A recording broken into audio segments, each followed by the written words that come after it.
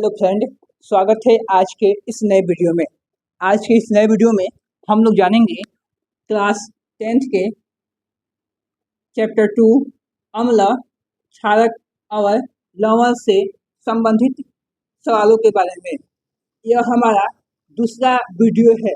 अगर आप पहला वीडियो नहीं देखे हैं तो कृपया करके उसको जाकर देख लें। तो चलिए इसको शुरू करते हैं।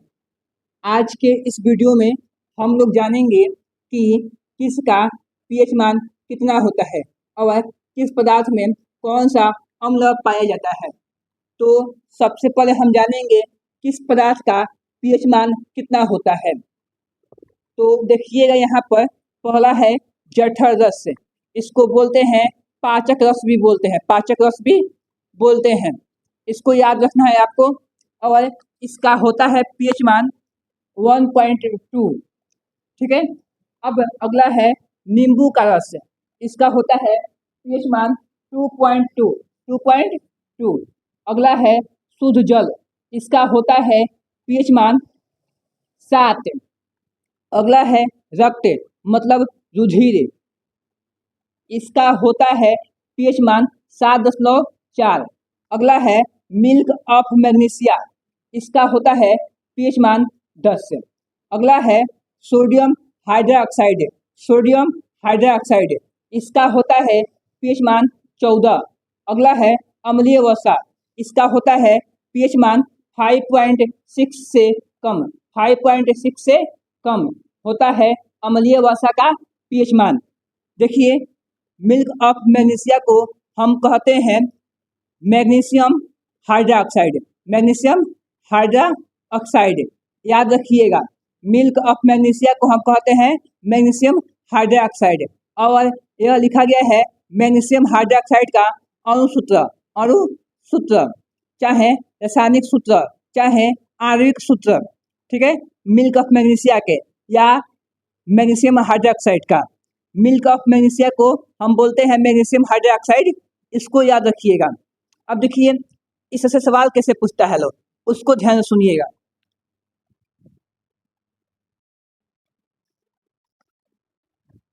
आपसे सवाल पूछेगा, लो जठर रस का पीएच मान कितना होता है। तो आप कहिएगा 1.2। 1.2 आपसे पूछेगा सवाल कि शुद्ध जल का पीएच मान कितना होता है, तो आप कहिएगा 7। आपसे पूछेगा लो कि किसका पीएच मान होता है 7.4, तो कहिएगा रक्त का। रक्त को ही बोलते हैं रुधिर। ठीक है। और आपसे पूछेगा लो मिल्क ऑफ मैग्नीशिया का पीएच मान कितना होता है, पीएच मान कितना होता है, तो कहेंगे हम 10। आपसे पूछेगा लो सोडियम हाइड्रोक्साइड का पीएच मान कितना होता है, तो आप कहिएगा 14। ठीक है। अब देखिए हमारा जो शरीर है उसका होता है पीएच मान का परिसर 7.0 से 7.8 के बीच। और हमारा दांत का पीएच मान होता है 5.5। अगर इससे कम होगा तो हमारा दांत का क्षय होने लगेगा। ठीक है। याद रखिएगा।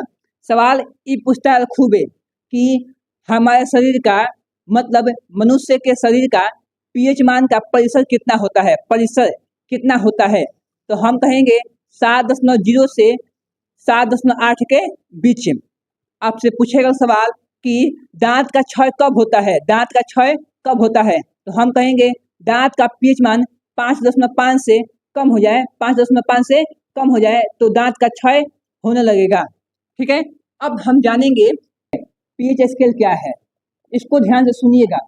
पीएच स्केल क्या है इसको जानेंगे हम। इसका पीएच स्केल एक ऐसा स्केल है नो जो हमें बताता है हाइड्रोजन आयन की सांद्रता। हाइड्रोजन आयन की सांद्रता बताता है। तो हम कहेंगे वैसा स्केल जो हमें हाइड्रोजन आयन की सांद्रता को बताता हो उसे पीएच स्केल कहते हैं। एक बार और सुनिएगा, वैसा स्केल जो हमें हाइड्रोजन आयन की सांद्रता को बताता है उसे पीएच स्केल कहते हैं। पी मतलब होता है पुषांक। क्या होता है? पुषांक।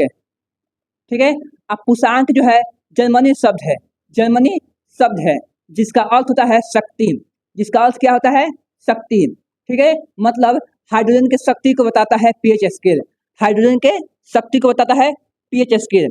एक बार और सुनिए, हाइड्रोजन की शक्ति को बताता है पीएच स्केल। ठीक है, तो कोई पूछेगा पीएच स्केल क्या है, तो कहेंगे हम पीएच स्केल एक ऐसा स्केल है जो हमें हाइड्रोजन आयन की सांद्रता को बतलाता है।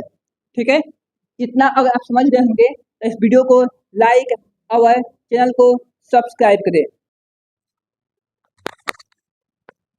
अब हम लोग जानेंगे कि किस पदार्थ में कौन सा अम्ल पाया जाता है। तो देखिएगा, यहाँ पर लिखा गया है प्राकृतिक स्रोत और यहाँ पर लिखा गया है अम्ल। तो पहला है सिरका। सिरका में हमारा एसिटिक अम्ल पाया जाता है। दूसरा है संतरा एवं नींबू, इसमें पाया जाता है साइट्रिक अम्ल। साइट्रिक अम्ल, और इसी को बोलते हैं सिट्रिक अम्ल। सिट्रिक अम्ल, इसको याद रखिएगा। ठीक है, अगला हमारा है चींटी की डंक। चींटी के डंक चाहे नेटल के डंक में पाया जाता है आपका मेथनोइक अम्ल, और इसी को बोलते हैं फार्मिक अम्ल। फार्मिक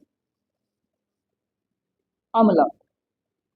ठीक है, अगला हमारा है दही एवं खट्टा दूध, इसमें पाया जाता है लैक्टिक अम्ल।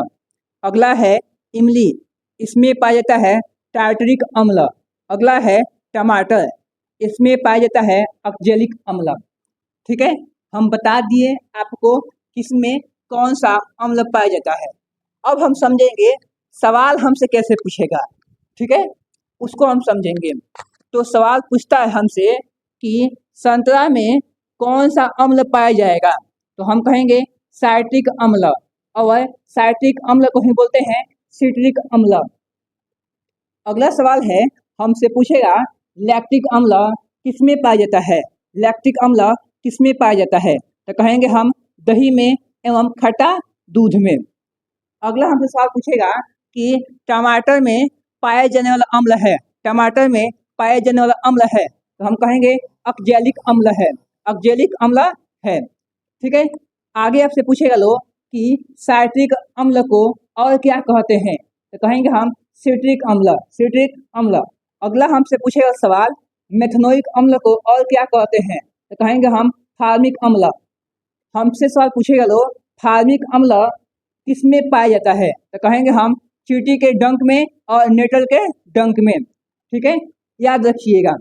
अब हम जानेंगे अम्ल से संबंधित एगो क्वेश्चन जो बहुत ही इम्पोर्टेंट रहेगा आपके लिए और आपके आगामी बोर्ड के एग्जाम के लिए, 2026 बोर्ड के एग्जाम के लिए। देखिएगा, प्रश्न है अम्ल का जलीय विलयन विद्युत का सुचालक क्यों होता है। तो एकदम ध्यान से पहले सुनिए, तब हम लिखेंगे। अम्ल जो है ना जलीय विलयन में प्रदान करता है हाइड्रोजन आयन। ठीक है, इसका मतलब करते हैं इलेक्ट्रॉन का त्याग करता है। इलेक्ट्रॉन का त्याग करता है अम्ल जलीय विलयन में। ठीक है, जिससे क्या होता है अम्ल का जलीय विलयन आयनीकृत होता है। आयनीकृत हो जाता है। ठीक है, आयनीकृत हो जाता है। यही कारण है कि अम्ल का जलीय विलयन विद्युत का सुचालक होता है। तो हम बोलेंगे कैसे, तो बोलेंगे हम अम्ल का जलीय विलयन इलेक्ट्रॉन का त्याग करता है, जिससे अम्ल का जलीय विलयन आयनीकृत हो जाता है। यही कारण है कि अम्ल का जलीय विलयन विद्युत का सुचालक होता है। अब इसको हम लिख रहे हैं, एकदम ध्यान से देखिए। अम्ल जलीय विलयन में हाइड्रोजन आयन प्रदान करता है एवं इलेक्ट्रॉन का त्याग करता है, जिससे अम्ल का जलीय विलयन आयनीकृत हो जाता है। आयनीकृत हो जाता है। ठीक है। यही कारण है कि अम्ल का जलीय विलयन विद्युत का सुचालक होता है। ठीक है। ये बहुत इंपॉर्टेंट सवाल है आपके बोर्ड के एग्जाम के लिए, 2026 के बोर्ड के एग्जाम के लिए। हम पहले ही बोल रहे हैं इस सवाल आने की चांस 85% है, तो इसको याद कर लीजिएगा, चाहे देख लीजिए ध्यानपूर्वक से। इसका परिभाषा भी आसान है और हम लिखवाए हैं पूरा अच्छे तरीका से। ठीक है। अब देखिए, हम लोग जानेंगे जितना पढ़े हैं उससे महत्वपूर्ण ऑब्जेक्टिव सवाल जो हमारे बोर्ड के लिए फायदेमंद होगा। ठीक है। तो उसको देखिएगा पहले क्वेश्चन लिख रहे हैं तो हम जानेंगे। ठीक है। और हम लिखेंगे कितना क्वेश्चन, तो 5-6 क्वेश्चन लिखेंगे हम, उससे अधिक क्वेश्चन नहीं लिखेंगे हम। और बाकी आप लोग क्वेश्चन बनाइएगा और अभ्यास कीजिएगा ठीक है। देखिएगा, पहला क्वेश्चन है, 5 सवाल आपके आगामी बोर्ड के लिए महत्वपूर्ण होगा। तो इसमें पहला क्वेश्चन है, मिल्क ऑफ मैग्नीशिया का पीएच मान कितना होता है? तो हम कहेंगे 10। मिल्क ऑफ मैग्नीशिया को हम बोलते हैं मैग्नीशियम हाइड्रोक्साइड और मैग्नीशियम हाइड्रोक्साइड का यह जो है अणुसूत्र है। अगला है, पाचक रस का पीएच मान होगा। पाचक रस को बोलते हैं जठर रस। क्या बोलते हैं? जठर रस। और इसका होता है पीएच मान 1.2। अगला है, खट्टा दूध में पाए जाने वाला अम्ल है, तो हम कहेंगे लैक्टिक अम्ल।